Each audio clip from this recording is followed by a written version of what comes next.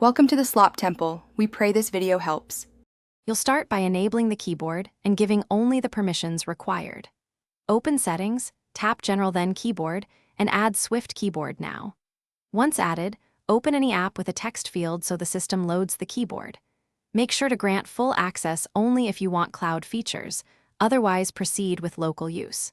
This gets you into the typing environment quickly and avoids delays when you move to customization in the next step.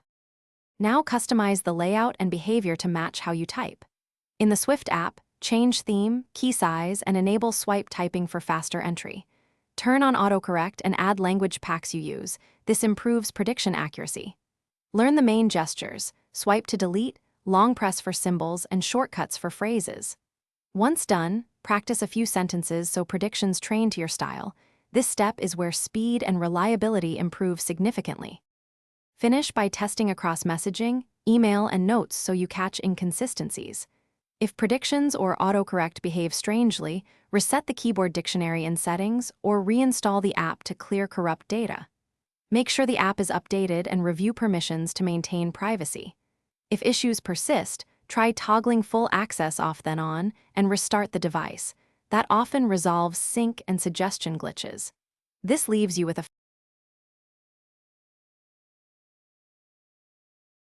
Thanks for watching. Consider subscribing if we helped you.